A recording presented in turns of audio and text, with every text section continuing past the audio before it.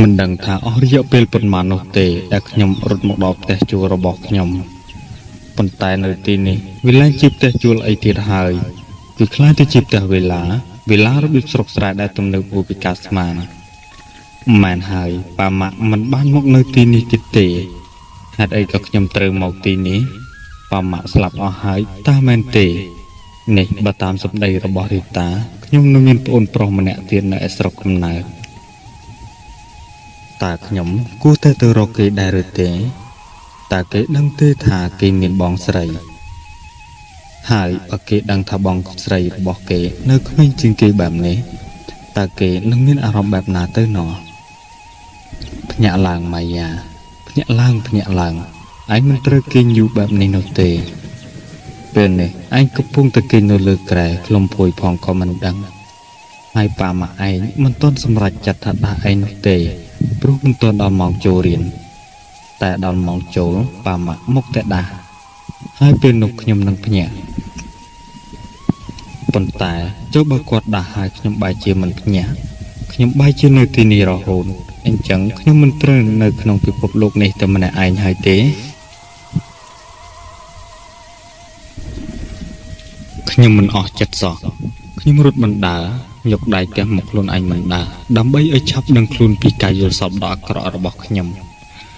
ប៉ុន្តែមិនថាយ៉ាងណាខ្ញុំនៅតែដដែលបានត្រឹមតែជឿមកខ្លួនឯងអត់អំពើរត់មួយស្របខ្ញុំមានអារម្មណ៍ថាអស់កម្លាំងណាស់ខ្ញុំឈប់ដើម្បីដកដង្ហើមឲ្យបានស្រួលបន្តិចហើយឆ្លៀតសម្លឹងមើលទស្សនភាពជុំវិញខ្លួនលេងកំដរបរិយាកាសទេសភាពស្អាតណាស់ប៉ុន្តែប្លែកត្រង់ថានៅស្ងាត់ស្ងៀមមិនរង្គើសំបីបន្តិចបែបនេះធ្វើឲ្យខ្ញុំខ្លាចទៅវិញនោះទេម្ដងនេះខ្ញុំឈប់រត់ហើយដើរមួយសម្លឹងមើលទេសភាពនៅជុំវិញដែលប្រែទៅជាងងឹតបន្តិចម្ដងហើយមានអាប់ចុះយ៉ាងក្រាស់ដូចរដូវរងាអញ្ចឹងខ្ញុំអោបដៃហើយគិតក្នុងចិត្តថាគួរបកក្រោយឬដើរទៅមុខបើបកក្រោយវាឆ្ងាយគួរសមដែរព្រោះខ្ញុំរត់មកហត់គួរសមដែរប៉ុន្តែបើដើរទៅមុខខ្ញុំមិនដឹងថាអាចដើរដល់គោលដៅឬអត់នោះទេ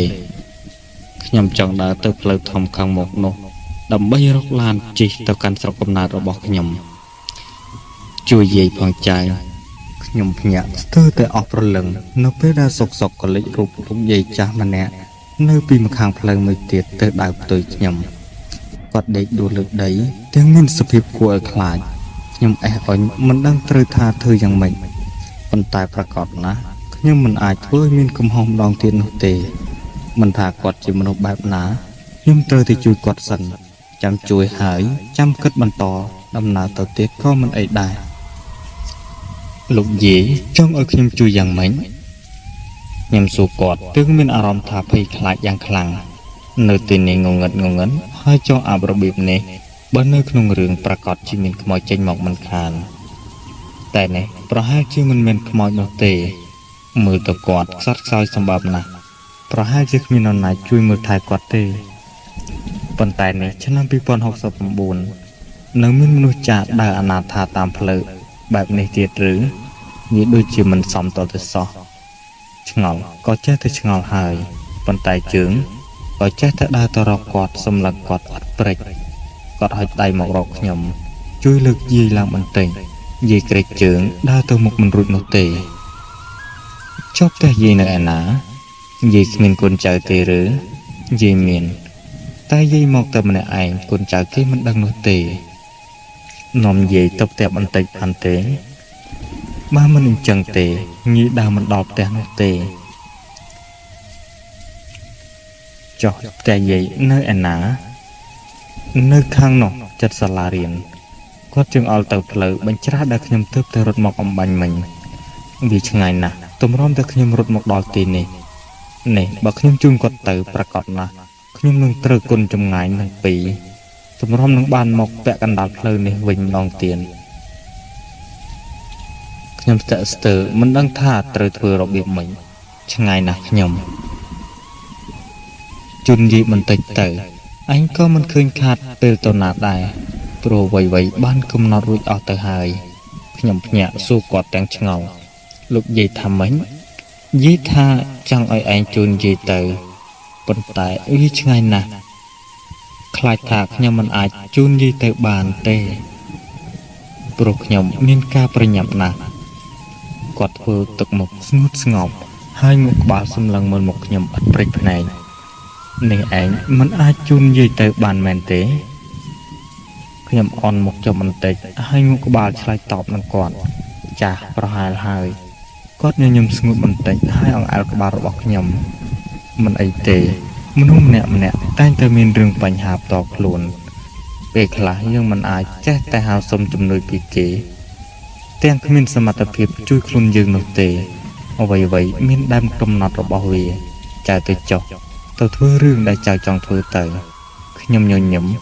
ហើយក៏ចាប់ដៃលោកយាយយ៉ាងណែនអរគុណណាស់លោកយាយអញ្ចឹងខ្ញុំទៅសិនហើយខ្ញុំដកដៃចេញពីគាត់ហើយដើរចេញទៅទាំងមិនភ្លេចសម្លឹងមើលគាត់ជាលើកចុងក្រោយគាត់មានទឹកមុខមិនសប្បាយចិត្តនោះទេប្រហែលជាគាត់នឹកព្រួយបារម្ភថាមិនបានដើរដល់ផ្ទះហើយមើលទៅខ្ញុំក៏ដូចជាអាត្មានិយមពេកហើយទោះបីជាខ្ញុំប្រញាប់ឬអន្តរសាប៉ុណ្ណាក៏ខ្ញុំមិនអាចស្ដារស្ថានភាពបានល្អប្រសើរដែរព្រោះអ្វីបានកន្លងទៅ50ឆ្នាំហើយចុះបើខ្ញុំឆ្លៀតពេលបន្តិចជូនគាត់ទៅដល់ផ្ទះមិនល្អទេអីហើយខ្ញុំក៏មានអារម្មណ៍ថាស្ងប់ក្នុងចិត្តទៀតខ្ញុំបែរក្រោយត្រឡប់ទៅរកលោកយាយវិញខ្ញុំឃើញខ្នងរបស់គាត់ព្រាលនៅក្នុងអាប់ដ៏សែនក្រាស់ក្រៃលោកយាយគាត់ឈប់បន្តិចហើយក៏ងាកមករកខ្ញុំទាំងមុខឆ្ងល់មានការអីឬប្រញាប់ទៅចៅបន្តិចទៀតងងឹតអញនឹងពិបាកណាមួយខ្លួនជាស្រីផងមិនត្រូវដើរហើរតែម្នាក់ឯងនោះទេតោះខ្ញុំជូនទៅនៅសល់ពេលច្រើនណាស់សម្រាប់រូបខ្ញុំនៅលើលោកនេះយាយកុំបារម្ភអីក្នុងខណៈពេលសាច់ញាតិរបស់ខ្ញុំនិងអ្នកដែលស្គាល់ខ្ញុំគេចំណាយពេលអស់50ឆ្នាំតែខ្ញុំបែរជាចំណាយពេលអស់ត្រឹមតែប៉ុន្មានម៉ោងនិយាយគិតទៅថាខ្ញុំមានពេលវេលាច្រើនមែនដែរទេគាត់ងក់ក្បាលយល់ស្របទាំងមិនដឹងថាខ្ញុំកំពុងនិយាយពីអ្វីច្រើនមែនចៅអញ្ចឹងហើយខ្ញុំចង់ប្រើពេលវេលាដ៏សែនច្រើនមួយនេះទៅធ្វើរឿងល្អៗខ្លះកុំឲ្យខ្ញុំមានវិបដិសារីទៅថ្ងៃក្រោយអញ្ចឹងចៅធ្លាប់មានវិបដិសារីតាមមែនទេខ្ញុំរំជួលចិត្តយ៉ាងខ្លាំងនៅពេលដែលគាត់សួរបែបនេះមានអញ្ចឹងបើពេលវេលាអាចថយក្រោយបានចង់ត្រឡប់ធ្វើអ្វីមុនគេខ្ញុំស្ងាត់បន្តិចហើយខ្ញុំមើលមុខលោកយាយបន្តិចហើយក៏ចាប់ផ្ដើមរលីងរលងទឹកភ្នែកខ្ញុំចង់ទៅជួបប៉ាម៉ាក់មិនបាច់ច្រើនមកត្រឹមតែ1នាទីក៏បានចុះចៅចង់ធ្វើអ្វីជាមួយពួកគាត់ចៅចង់និយាយថាសុំទោសចំពោះពួកគាត់ហើយប្រាប់ថាចៅស្រឡាញ់ពួកគាត់តែប៉ុណ្្នឹងទេឬចាស់អញ្ចឹងចៅសាកនិយាយទៅថាចៅសុំទោសហើយនៅតែស្រឡាញ់ពួកគេខ្ញុំមើលលោកយាយបន្តិចហើយនិយាយខ្សឹបទាំងទឹកភ្នែកហូរមករឹមកូនសុំទោសកូនស្រឡាញ់អ្នកទាំងពីរពួកគេដឹងហើយថាចៅស្រឡាញ់ពួកគេមិនចាំបាច់តែនៅចំពោះមុខទើបចៅអាចបង្ហាញក្តីស្រឡាញ់របស់ចៅនោះទេខ្ញុំមិនយល់ពីអ្វីដែលគាត់និយាយក៏ចេះតែងក់ក្បាលចុះចៅមិនចង់ឲ្យពេលវេលាត្រឡប់ទៅក្រោយទាំងស្រុងទេឬខ្ញុំស្ទាក់ស្ទើរនឹងសំណួររបស់គាត់ព្រោះមុននេះខ្ញុំពុះកញ្ជ្រូកខ្លាំងណាស់ប៉ុន្តែពេលនេះអារម្មណ៍បែបនោះក៏បាត់បង់ទៅយ៉ាងចម្លែកបន្ទាប់ពីខ្ញុំបានជួបគាត់ខ្ញុំបែរជាមានអារម្មណ៍គិតដល់អ្នកដទៃដែលគេមិនដឹងអីហើយមិនចង់ឲ្យបំណងប្រាថ្នារបស់ខ្លួនប៉ះពាល់ដល់អ្នកដទៃនោះទេខ្ញុំឆ្លើយចេញទៅទាំងមឹងម៉ាត់អត់អីទេចៅមិនប្រាថ្នាបែបនោះទេព្រោះបើធ្វើបែបនេះវាហាក់បីដូចជាអយុត្តិធម៌ចំពោះអ្នកផ្សេងដែលគេខំចំណាយពេលរស់នៅលើផែនដីនេះយ៉ាងយូរមកហើយចុះចំពោះចៅមិនអយុត្តិធម៌ទេឬខ្ញុំមិនដឹងដែរប៉ុន្តែខ្ញុំម្នាក់ឯងបែបនេះប្រហែលជាមិនមានបញ្ហាអីនោះទេពាក្យថាមិនមានបញ្ហាអីនោះទេបែរជាធ្វើឲ្យខ្ញុំហូរទឹកភ្នែកខ្ញុំមិនដឹងថាត្រូវរស់បែបណានោះទេហ ហើយត្រូវប្រឈមមុខនឹងអ្វីខ្លះទេព្រោះពេលនេះខ្ញុំមានតែម្នាក់ឯងមែនហើយខ្ញុំមានតែម្នាក់ឯងនោះទេខ្ញុំយំយ៉ាងខ្លាំងទាំងគួចចិត្តខ្ញុំដកដៃទាំងពីរចេញពីលោកយាយហើយមកទប់មុខរបស់ខ្ញុំដែលកំពុងតែមានទឹកភ្នែកហូរយ៉ាងសសកសស្រាំហើយទន់ជង្គង់អង្គុយចុះលើដីរឹងមាំណាស់ចៅនៅម្នាក់ឯងមិនមានបញ្ហាអីនោះទេអ្វីដែលជាបញ្ហាគឺជាភាពទន់ខ្សោយទៅវិញទេមិនថាកលៈទេសៈណាក៏ដោយចៅត្រូវចេះដោះស្រាយវាប្រកបដោយភាពឆ្លាតវៃខ្ញុំដកដៃចេញពីមុខសន្សំហើយគិតថានឹងឈប់យំហើយជូនលោកយាយត្រឡប់ទៅវិញប៉ុន្តែលោកយាយបាត់ទៅណាហើយខ្ញុំស្ទោះងើបឈរទាំងវល់ហើយប្រឹងទូតទឹកភ្នែកពីភ្នែកដើម្បីកុំឲ្យវាស្រវាំងពេកប៉ុន្តែស្ងាត់ជ្រាបអ្វីដែលខ្ញុំឃើញនោះគឺអាប់ដោះសែនក្រាស់គួរឲ្យខ្លាចប្រហែលជាខ្ញុំស្រមើស្រមៃនោះទេគ្មានមនុស្សចាស់ឯណានោះទេខ្ញុំគិតច្រើនរហូតរវើរវាយផ្ដេសផ្ដាស់ហើយខ្ញុំប្រញាប់បន្តដំណើរមកទៀតរហូតមកដល់ថ្នល់ធំមែនហើយវាជាផ្លូវថ្នល់ជាតិដ៏ស្រស់ស្អាតជាមួយនឹងទេសភាពស្រុកស្រែបែបទំនើប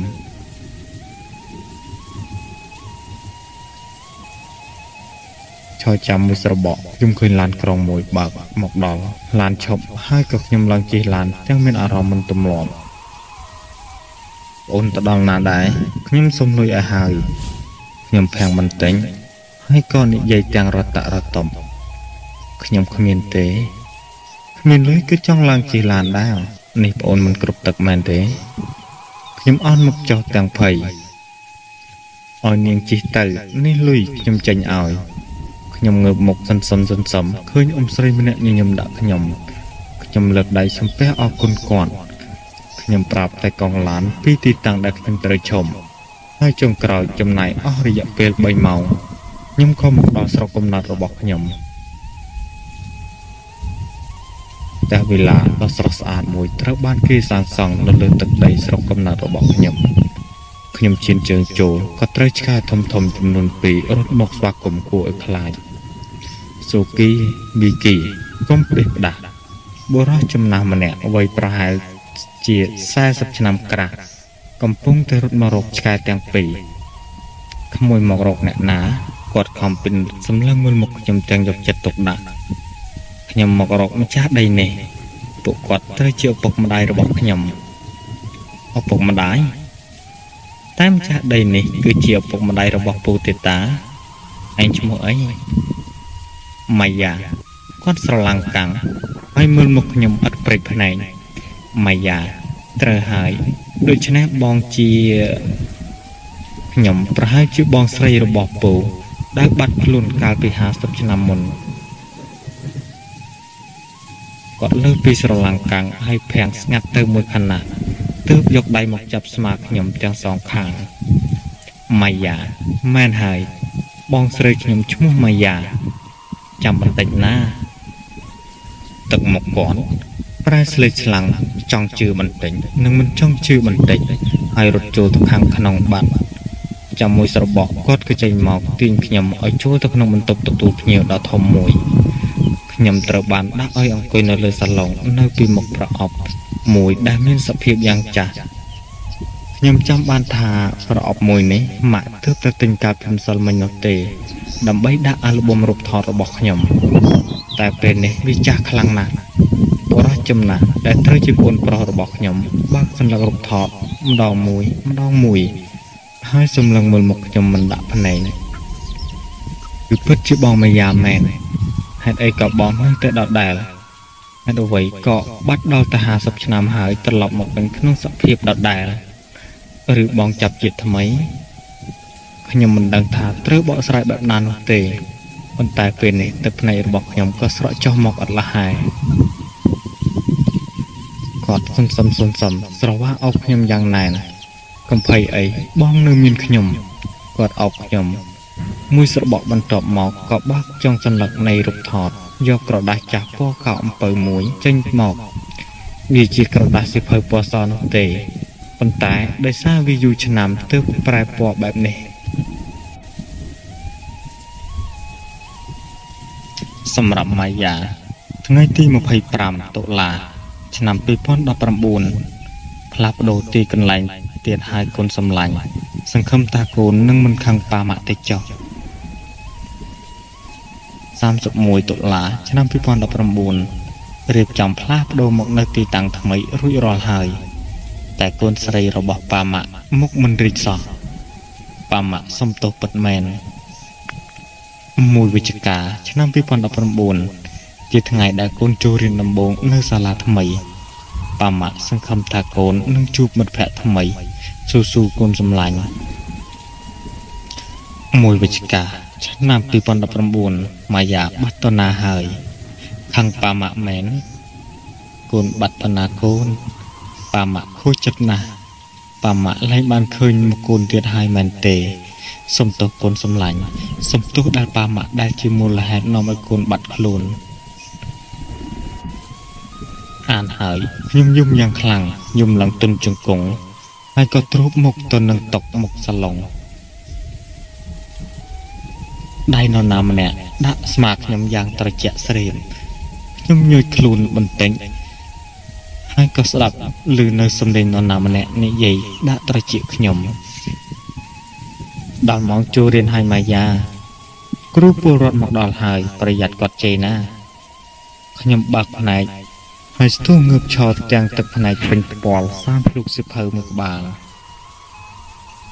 រីតាដែលនៅចំពោះមុខរបស់ខ្ញុំស្រឡាំងកាំងម៉ាយ៉ាយំហេតុអីក៏យំខ្ញុំមើលមុខរីតាដែលនៅគ្មានដដែលបន្ទាប់មកមើលគ្រប់សិស្សដែលនៅក្នុងថ្នាក់រៀនរបស់ខ្ញុំទើបជួបកាលពីព្រឹកមិញហានៅដដែលទៀតតើខ្ញុំក្រឡេកមើលលើក្តារខៀនឃើញថ្ងៃទី1ខែវិច្ឆិកាឆ្នាំ2019ដដែល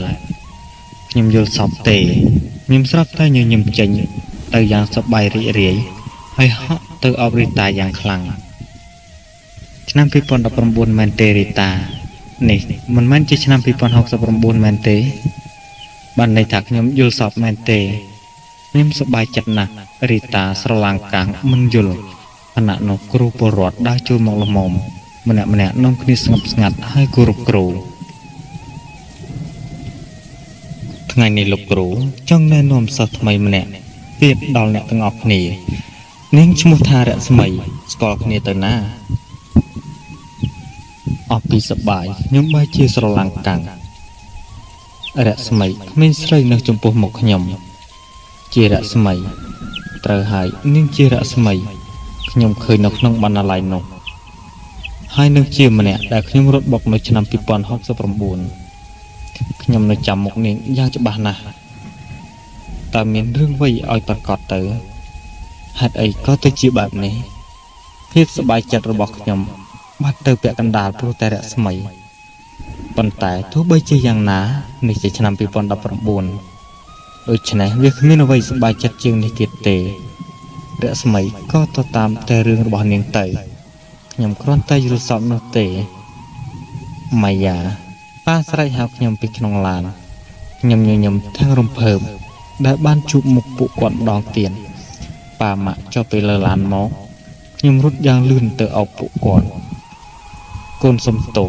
ម៉ាក់ងើងឆ្ងល់មានរឿងអីកូនហេតុអីក៏សប្បាយចិត្តយ៉ាងនេះគ្មានអីទេតោះម៉ាក់យើងប្រញាប់ទៅកូនចង់ញ៉ាំបាយជុំគ្នាអូខេតោះអញ្ចឹង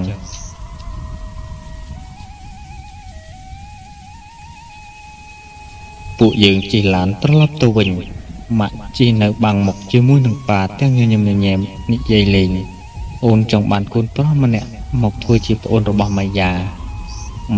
នៅតែម្នាក់ឯងបែបនេះអបសុកណាស់មែនទេបងលោកប៉ាញញឹមងក់ក្បាលតែខ្ញុំបែរជាស្រឡាំងកាំងទាំងរន្ធត់ចិត្តមិនមែនមិនចង់បានប្អូនប្រុសនោះទេប៉ុន្តែខ្ញុំមានអារម្មណ៍ថាវាដូចជាក្នុងយល់សពពេកទេមិនមែនទេ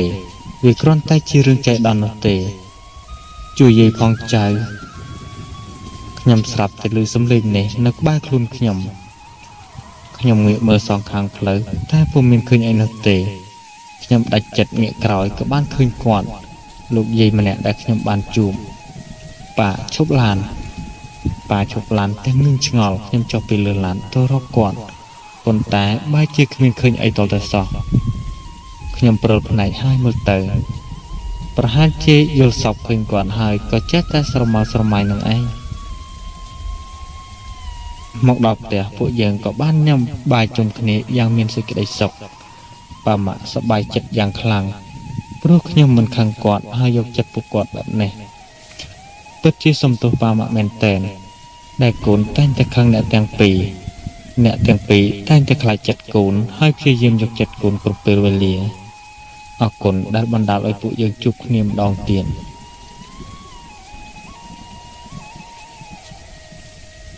ញ៉ាំអាហារហើយខ្ញុំក៏ឡើងទៅគេងនៅក្នុងបន្ទប់របស់ខ្ញុំអ្វីដែលខ្ញុំចាប់អារម្មណ៍ជាងគេគឺអាល់ប៊ុមរូបថតដែលម៉ាក់ទៅទិញឲ្យកាលពីម្សិលមិញខ្ញុំចាប់ផ្ដើមបោះពុះតិចប៉ុន្តែក៏សម្រេចចិត្តដើរទៅរកអាល់ប៊ុមរូបថតយកមកបើកមើលម្ដងមួយសន្លឹកនៅសន្លឹកចុងក្រោយខ្ញុំបានឃើញលិខិតមួយសន្លឹកខ្ញុំចាប់វាកាន់ទាំងញ័រដៃសម្រាប់ម៉ាយ៉ា$25ឆ្នាំ2019ផ្លាស់ប្ដូរទីកន្លែងថ្មីទៀតហើយកូនសម្លាញ់សង្ឃឹមថាកូនមិនខឹងប៉ាម៉ាក់ទៅចុះ$31រៀបចំផ្លាស់ប្ដូរមកនៅទីតាំងថ្មីរួចរាល់ហើយតែកូនស្រីរបស់ប៉ាម៉ាក់មកដូចជាមិនរីកសោះប៉ាម៉ាក់សុំទោសពិតមែន1វិច្ឆិកាឆ្នាំ2019ជាថ្ងៃដែលកូនចូលរៀនដំបូងនៅសាលាថ្មីប៉ាម៉ាក់សង្ឃឹមថាកូននឹងបានជួបមិត្តភក្តិថ្មីស៊ូកូនសម្លាញ់សម្បត្តិប៉ាម៉ាក់តែខ្ញុំបានអានវារួចខ្លះនៅក្នុងយល់សពដល់អាចកំបាំងមួយនោះមានរឿងអ្វីទៅខ្ញុំមានអារម្មណ៍ថាដូចជាភ័យយ៉ាងម៉េចមិនដឹងទេនេះប៉ុន្តែអ្វីដែលប្រងនឹងកើតវាគង់តែកើតនោះទេសំខាន់ពេលនេះខ្ញុំបានជួបប៉ាម៉ាក់ហើយទោះជាយ៉ាងណាក៏ខ្ញុំមិនស្ដាយក្រោយអីដែរខ្ញុំទាញសម្បត្តិមកសរសេរបន្ថែម1វិច្ឆិកាឆ្នាំ2019ម៉ាយ៉ាត្រឡប់មកផ្ទះជាមួយប៉ាម៉ាក់ពួកយើងញ៉ាំអាហារជុំគ្នាយ៉ាងរីករាយម៉ាយ៉ារស់នៅជាមួយប៉ាម៉ាក់ជារៀងរហូតរួចហើយខ្ញុំក៏បាត់សម្បត្តិដាក់នៅកន្លែងដើមវិញកូននឹងរស់នៅជាមួយប៉ាម៉ាក់ជារៀងរហូតទៅសន្យាថាកូនមិនធ្វើរឿងមិនល្អទៀតនោះទេអរគុណដែលពួកយើងបានជួបគ្នាម្ដងទៀត